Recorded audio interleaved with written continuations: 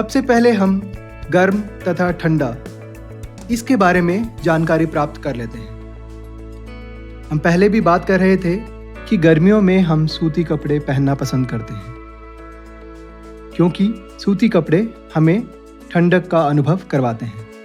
इसी तरह सर्दियों में हम ऊनी कपड़े पहनते हैं क्योंकि यह हमें गर्म रखते हैं। हम अपने दैनिक जीवन में अनेक वस्तुओं के संपर्क में आते हैं। इनमें से कुछ गर्म हैं और कुछ ठंडी होती हैं, जैसे कि चाय गर्म होती है और आइसक्रीम ठंडी होती है।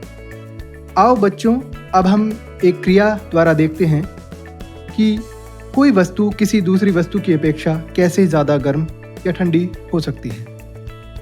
इसके लिए 3 बीकर लें और इन पर A, B और C नामांकित करें।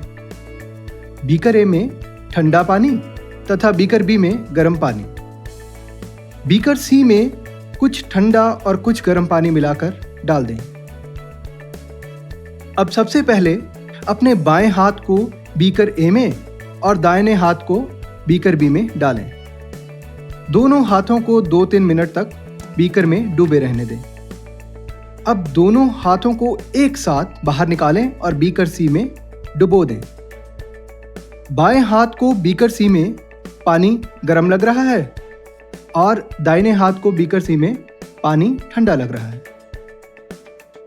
इसका अर्थ यह हुआ कि हमारी स्पर्श इंद्रियां भी हमें धोखा दे सकती हैं, इसलिए हम अपनी स्पर्श इंद्रियों पर भी विश्वास नहीं कर सकते। किसी वस्तु की उष्णता यानी कि गर्मी का विश्वसनीय माप उसके ताप से पता किया जाता है। ताप मापने के लिए उपयोग की जाने वाली युक्ति को तापमापी यानी थर्मामीटर कहते हैं। जब कभी बच्चों आपको या आपके परिवार में किसी को बुखार होता है तो आप थर्मामीटर के साथ अपने शरीर का तापमान मापते हैं। जिस थर्मामीटर से हम अपने शरीर के ताप को मापते हैं उसे डॉक्टरी थर्मामीटर कहा जाता है। डॉक्टरी थर्मामीटर में एक लंबी, बारीक तथा एक समान व्यास की कांच की नली होती है। इसके एक सिरे पर एक बल्ब होता है। बल्ब में पारा भरा होता है।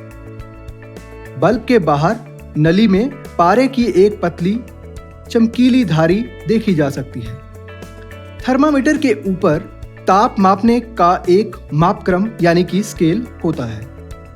उपयोग किए जाने वाले मापक्रम सेल्सियस स्केल है, जिसे डिग्री सेल्सियस द्वारा दर्शाते हैं। डॉक्टरी थर्मामीटर से हम 35 डिग्री सेल्सियस से लेकर 42 डिग्री सेल्सियस तक के ताप को माप सकते हैं।